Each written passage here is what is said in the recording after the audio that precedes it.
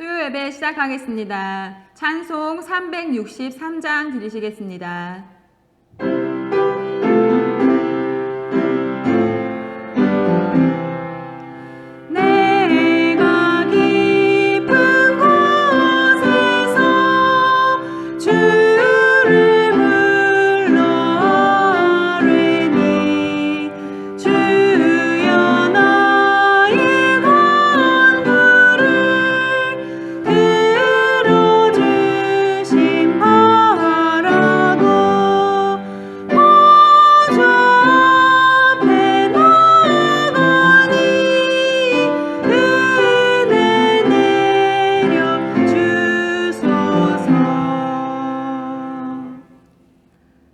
우리를 대표하여 김희선 사모님 기도해 주시겠습니다. 고맙고 감사하신 하나님 아버지, 오늘 예배당에서 그리고 자신의 처한 처소에서 예배를 드리시는 우리 모든 성도님들의 모든 예배를 받아주실 것을 믿습니다. 늘 우리를 보호하시고 인도하시는 주님의 은혜에 감사를 드리며 오늘 중요한 수술을 받으시는 이한채 장로님의 수술을 아름답게 집도하여 주심을 감사를 드립니다. 우리 모든 기도자들이 우리의 목자 되시어 우리에게 부족함이 없게 하시는 하나님 아버지께 이한채 장로님의 수술을 위하여 기도하였습니다. 두 손으로 기도하는 저희들의 기도를 들으시고 우리 장로님을 온전케 하여 주실 것을 믿습니다. 하나님 아버지, 우리 성도님들 어린 아이부터 나이 드신 어르신들 우리 모두가 다 주님께서 우리에게 부여하신 아름다운 삶의 목적대로 우리가 마음의 소원을 가지고 주님 앞에 간구하며 나아갑니다. 주님 간절히 바라옵기는 우리의 영혼을, 우리 모든 성도님들의 영혼을 소생시키시고 우리 모든 성도님들을 의의 길로 인도하여 주시옵소서. 주님의 지팡이와 막대기로 성도들을 안위하시고 하나님 아버지 우리 모든 성도님들의 영원까지의 삶을 주님의 선하심과 인도하심으로 날마다 주님께서 인도하여 주시옵소서. 우리 사랑하는 우리 김주영 목사님을 통하여 귀한 말씀을 듣습니다. 대언의 영을 허락하시어 성령님의 인도하시는 대로 말씀을 전하시는 목사님이나 듣는 모든 성도님들이 은혜의 단비를 흠뻑 맞을 수 있도록 주님께서 인도하여 주시옵소서. 주님 감사합니다. 주님 사랑합니다. 우리 모든 성도님들과 늘 함께하여 주시옵소서. 감사드리며 예수님의 이름으로 간절히 기도하옵나이다. 아멘. 네, 오늘 말씀은 마가복음 9장 20절부터 27절 말씀입니다. 함께 봉독하시겠습니다. 이에 데리고 오니 귀신이 예수를 보고 곧 그 아이로 심히 경련을 일으키게 하는지라 그가 땅에 엎드러져 구르며 거품을 흘리더라. 예수께서 그 아버지에게 물으시되 언제부터 이렇게 되었느냐 하시니 이르되 어릴 때부터니이다. 귀신이 그를 죽이려고 불과 물에 자주 던졌나이다. 그러나 무엇을 하실 수 있거든 우리를 불쌍히 여기사 도와주옵소서. 예수께서 이르시되 할 수 있거든이 무슨 말이냐. 믿는 자에게는 능히 하지 못할 일이 없느니라 하시니 곧 그 아이의 아버지가 소리를 질러 이르되 내가 믿나이다. 나의 믿음 없는 것을 도와주소서 하더라. 예수께서 우리가 달려와 모이는 것을 보시고 그 더러운 귀신을 꾸짖어 이르시되 말 못하고 못 듣는 귀신아 내가 내게 명하노니 그 아이에게서 나오고 다시 들어가지 말라 하시매 귀신이 소리 지르며 아이로 심히 경련을 일으키게 하고 나가니 그 아이가 죽은 것 같이 되어 많은 사람이 말하기를 죽었다 하나 예수께서 그 손을 잡아 일으키시니 이에 일어서니라. 아멘. 안녕하세요. 2020년 빼빼로 데이인 11월 11일 예배 자리에 나오신 여러분을 환영합니다. 이렇게 생각하실 것 같아요. 아니 벌써 11월 11일이야. 이렇게 생각을 하실 것 같습니다. 네, 벌써 11월입니다. 우리가 평상시에는 일상을 살 때는 시간이 봄이 지나면 여름이 지나고 가을이 지나고 겨울이 이렇게 다가오는데 2020년의 시간은 엄청 빨리 지나가고 시간의 흐름이 어떻게 지나가는지 모르는 채 우리가 코로나가 지금 얼마나 심하냐, 사회적 단계가 몇 단계냐, 이런 일들을 하루하루 날씨보다 더 체크하느라 그렇게 시간을 다 지나갔습니다. 그러고 보니 11월 11일이 되었고 이제 다음 주면 우리는 추수감사주의를 맞이합니다. 한 해를 돌아보면서 하나님께 감사를 드리는 것이 추수감사주일인데 2020년 무엇으로 하나님께 감사를 드릴까 이렇게 생각을 해보셨을 것입니다. 우리가 함께 감사나무의 열매를 달아보자 라고 했는데 사실 2020년에 감사의 제목을 찾는 것이 그리 쉽지는 않으셨을 것입니다. 이것은 신앙에서 가장 높은 레벨, 고난이도인 고난 중에 감사하기이기 때문입니다. 고난 속에서 감사하기. 이것이 감사의 끝판왕입니다. 보통 무슨 좋은 일이 있을 때 우리는 저절로 감사를 합니다. 맛있는 것을 먹었을 때, 배부를 때 우리는 그것을 만들어준 사람에게 감사합니다. 잘 먹었습니다. 이렇게 감사합니다. 그런데 배가 고팠을 때, 먹을 것이 없을 때 누구에게 어떻게 감사를 할 수 있을까요? 사업에 어려움이 있을 때, 건강을 잃었을 때 감사할 수 있을까요? 삶이 혼란할 때, 그리고 어디서부터 손을 대야 될지 모를 때, 내가 앞으로 어떻게 살아가고 어디로 가야 될지 보이지 않을 때 감사할 수 있을까요? 2020년 왜 이렇게 감사하는 것이 어려울까라고 생각해 보면 그 이유는 무질서 때문이라고 말할 수 있을 것입니다. 2020년에 우리가 일상이 깨어졌어요. 일상이라는 질서, 월요일, 화요일, 수요일, 목요일, 금요일, 그리고 토요일, 주일날 예배 드리는 이러한 질서가 깨어진 무질서 상태를 살아갑니다. 그런데 무질서 상태에서는 내가 할 수 있는 게 없습니다. 외부의 힘, 코로나의 확산세, 사회적 거리두기 단계 이런 것들 때문에 내가 따라가면서 살아가야 합니다. 1단계냐 2단계냐 아이들은 그것에 따라서 학교에 가는지 안 가는지 그러면 부모님들은 또 할머니 집에 맡기냐 이모 집에 맡기냐 고모 집에 맡기냐 부모님들은 재택근무를 하냐 안 하냐 교회는 예배당에 모이냐 안 모이냐 이것이 다 외부적으로 결정이 되고 나는 그 안에서 무기력함을 느낍니다. 거대한 무질서 속에서 우리는 1년 동안 무기력하게 살았습니다. 외부의 힘에 따라 살아야 하는 그런 삶이 성경에서 말한 대로 우리가 진짜 먼지 같은 존재이구나 티끌과 같은 존재이구나 이런 것을 느끼면서 하루하루 살아가게 됩니다.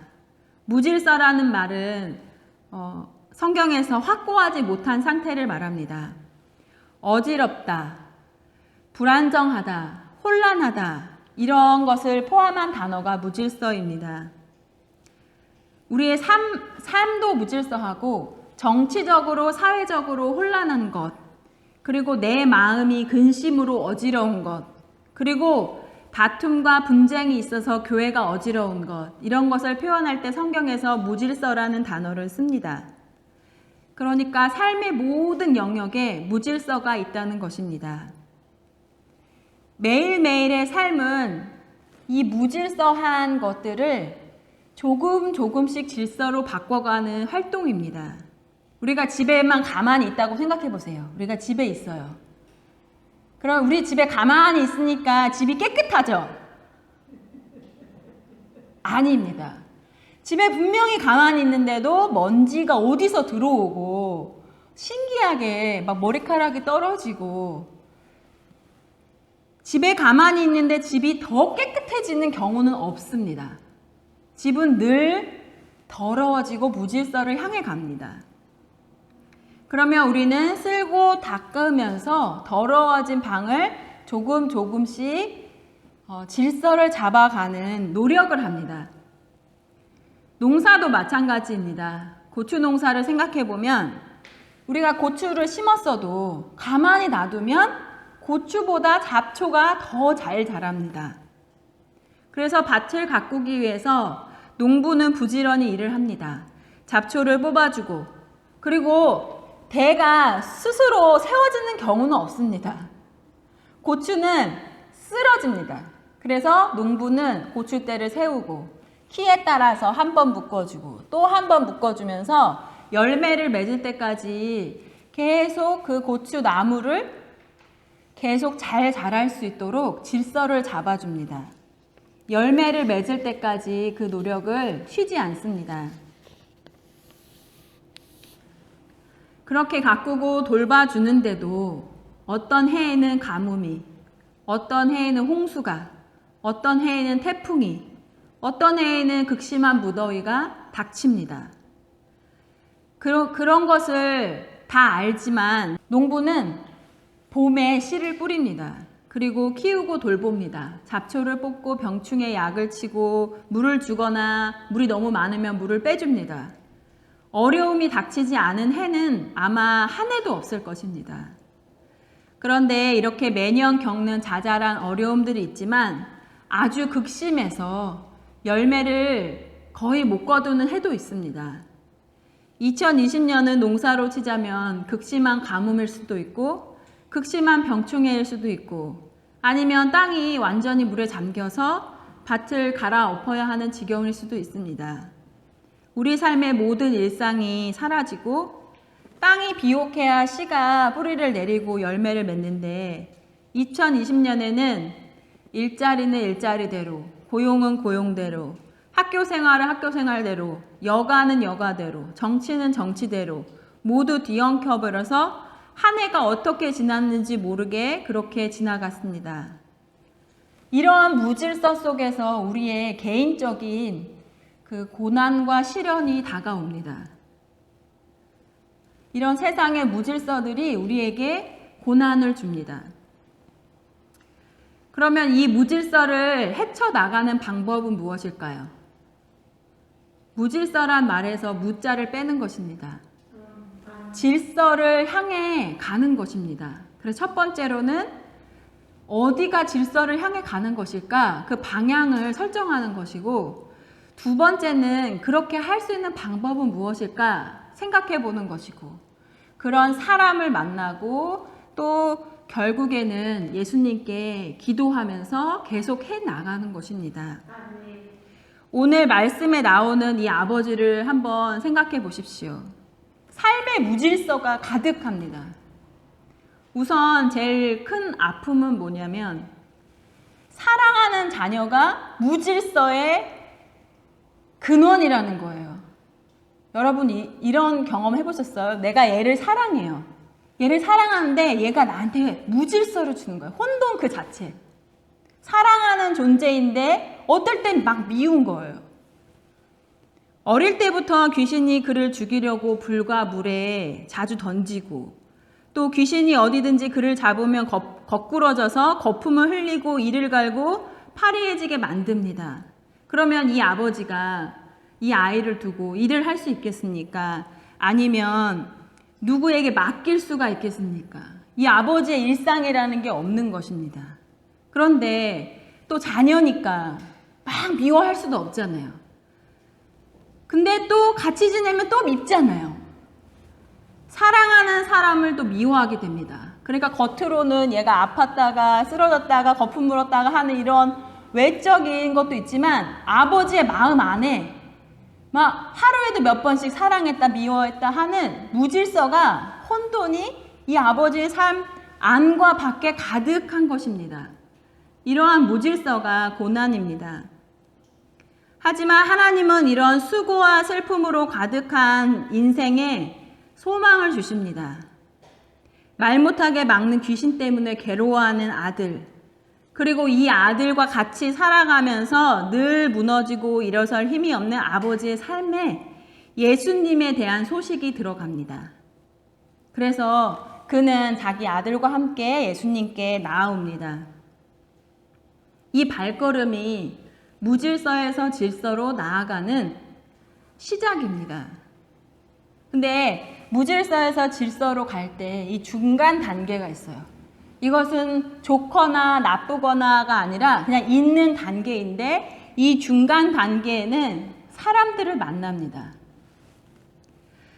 사람들은 이 아버지에게 예수님께 가봐 라고 질서를 향해서 가도록 도와주는 고마운 존재이기도 하지만 또 예수님께 나아가는 것을 방해하는 방해물이기도 합니다.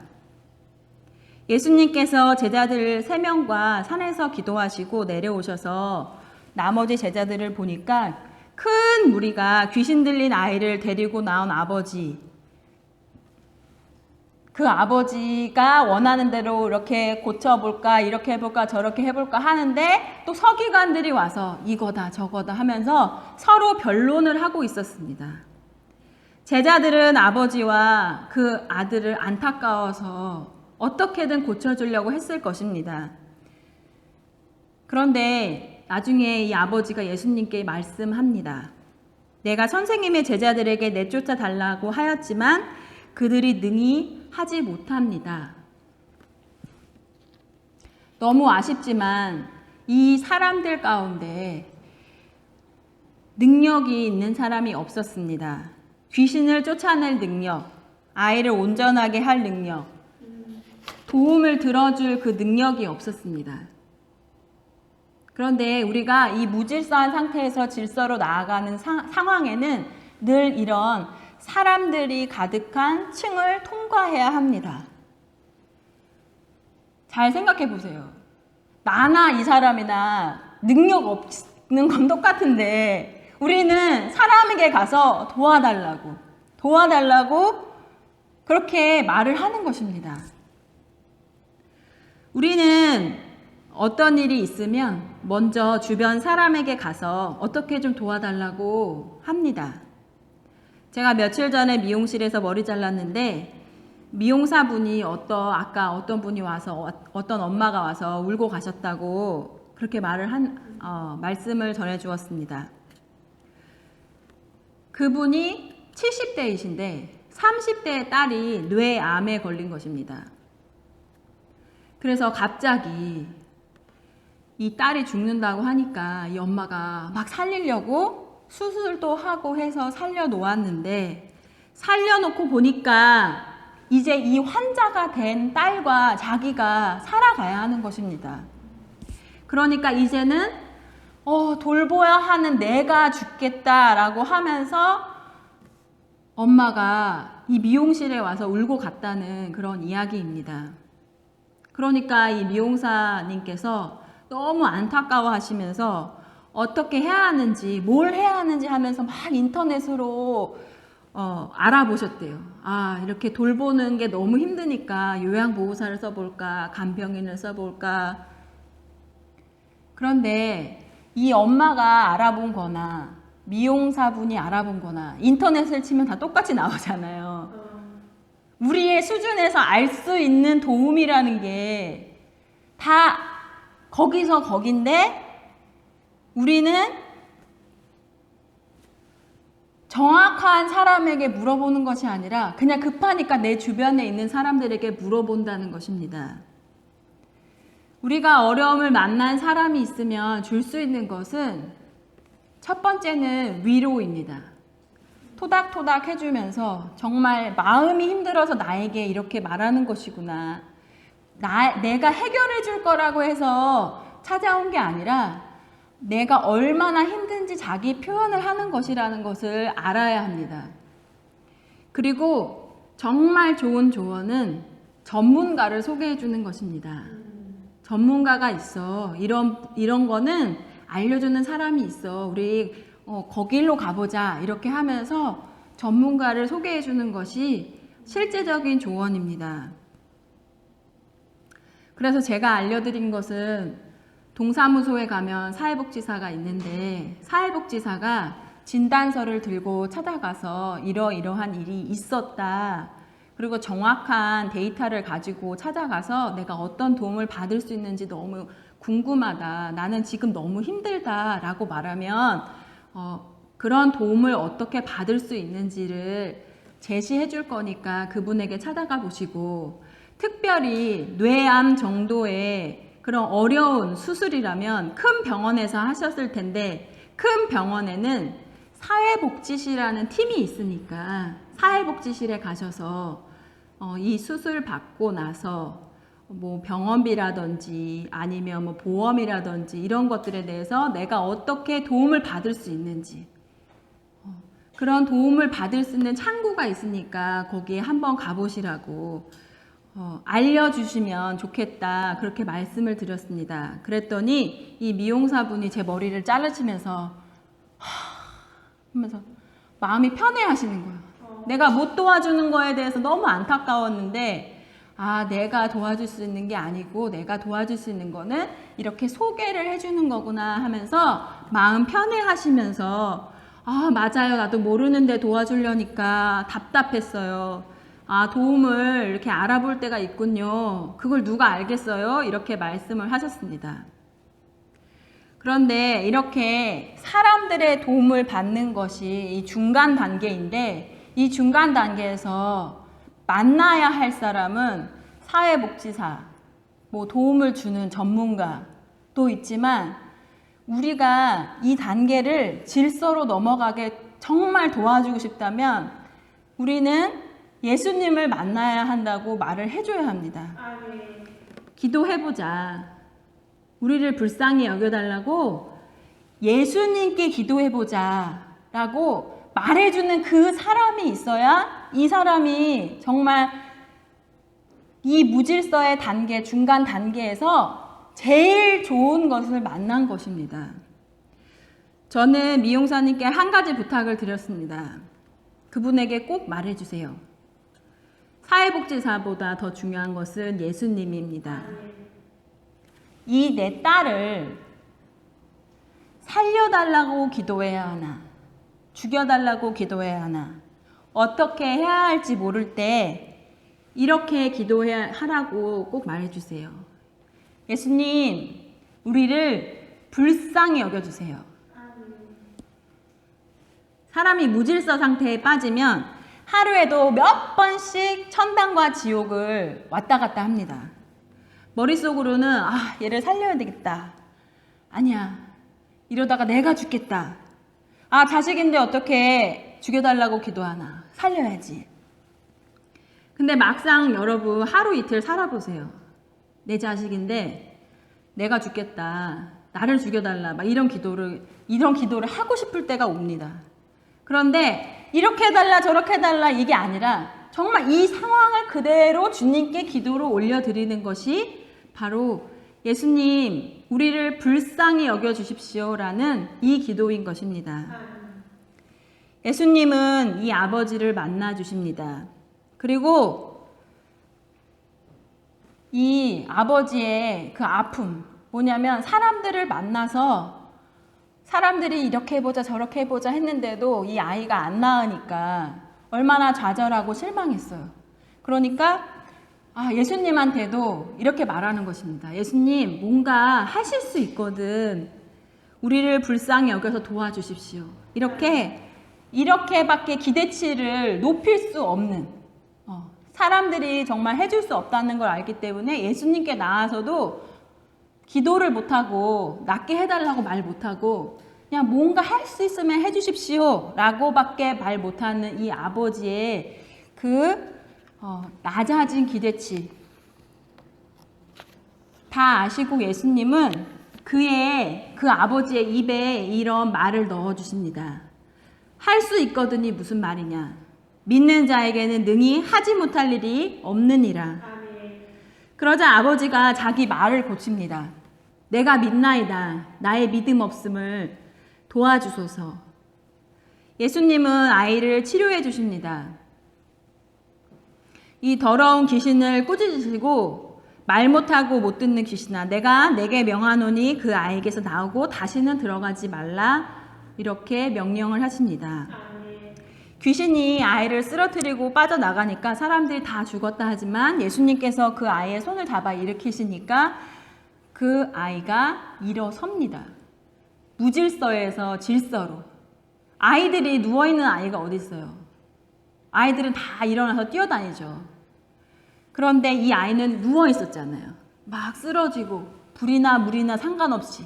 그런데 예수님께서 무질서에서 질서로 일으켜 세워주십니다. 이 아버지가 얼마나 주님께 감사를 드렸을까요? 좌절하고 실망이 큰 만큼 또 감사가 큰 것입니다. 우리 아이를 구원해 주신 그 은혜에 감사하고 또 나를 살려주신 것에 감사하고 이 모든 것에 진정한 감사를 드릴 수 있는 그 순간을 맞이한 것입니다. 우리가 병으로 인해서, 사업으로 인해서, 또 관계 어려움으로 인해서 하루하루 무질서와 싸울 수 있습니다. 만약에 여러분이 이런 무질서 가운데서 정말 답답해하고 계시다면 예수님의 소식을 들으십시오. 예수님께서 도와주시고 구원하시고 온전하게 하시는 그 예수님을 만나야 되겠다. 나도 만나야 되겠다. 그 소식을 듣고 달려나가시기를 바랍니다. 그리고 예수님의 구원을 경험하신 분은 이제 가서 전하시기를 바랍니다. 주님을 찬양합시다. 이렇게 다른 사람들에게 무질서에서 질서로 갈 수 있는 그 중간 단계에 가장 만나야 할 사람의 그 역할을 해주시기를 바랍니다.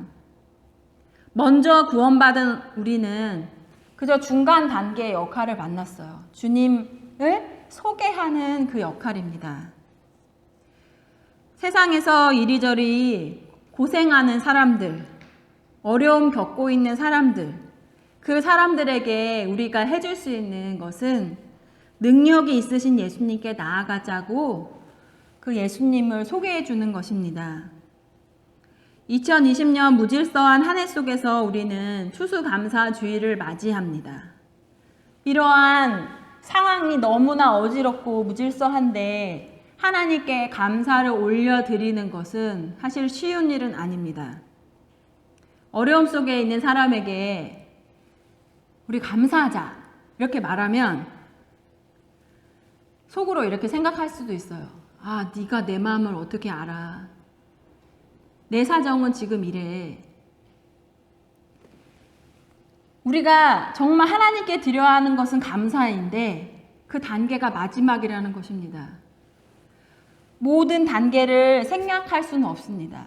이 감사의 단계를 나아갈 때 고치지 못하는 단계도 지나가고 또 예수님께 나왔지만 제자들을 만나서 제자들이 또 이렇게 저렇게 해보는 단계도 지나고 그 다음에 결국에 예수님을 만나는 것입니다.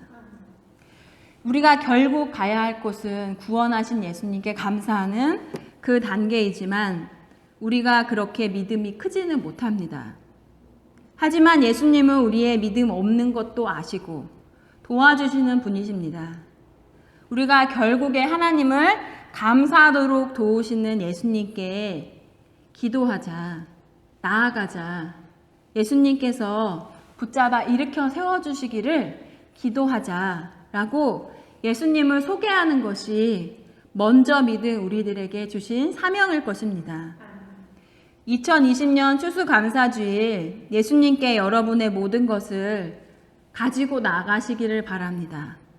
2020년 추수감사주일에 주님께 가지고 나온 것이 귀한 열매이면 좋겠지만 귀한 열매가 아니라 어려움일 수도 있습니다. 귀신에게 매인 아들과 같이 그런 아들을 가지고 나올 수도 있고 내가 어찌할 수 없는 그런 상황을 가지고 나올 수도 있습니다. 아직 열매가 되지 못했지만 내가 정말 이것밖에 없고 올해는 이것밖에 없습니다. 그 자체 그대로 가지고 나오시기를 바랍니다. 눈물도 괜찮고 슬픔도 괜찮습니다. 어떤 해에는 열매를 맺을 수도 없을 수도 있습니다. 그러나 결국에 우리의 무질서를 질서로 바꿔주실 분, 그래서 우리에게 기쁨을 주실 분, 감사로 올려드리도록 우리의 마음의 방향을 바꿔주실 그 분에게 꼭 나아가시기를 바랍니다. 늘 우리를 붙들어 주시고 믿음 없는 우리에게 믿음을 주시는, 도우시는 하나님을 믿고 감사드리면서 그럼에도 불구하고 영원히 하나님을 찬양하시기를 기도합니다. 아멘. 사랑의 주님, 소망이 되신 예수 바라보며 나의 발걸음을 주님께 옮기오니 주님께서 사랑하는 믿음의 성도들과 저의 모든 가정 위에 주님의 능력의 팔로 함께 하시며 주님의 도우심과 은혜가 가득 넘치게 하시며 또한 나를 통하여 열방을 향하여 주님의 복음을 전하는 주의 복음의 전달자가 되게 하여 주시옵소서. 이제는 우리 주 예수 그리스도의 은혜와 무한하신 아버지 하나님의 사랑하심과 성령님의 역사심이 예배를 마치고 돌아가는 주의 자녀들 위해 이제로부터 영원토록 함께 하시기를 간절히 축원하옵나이다. 아멘.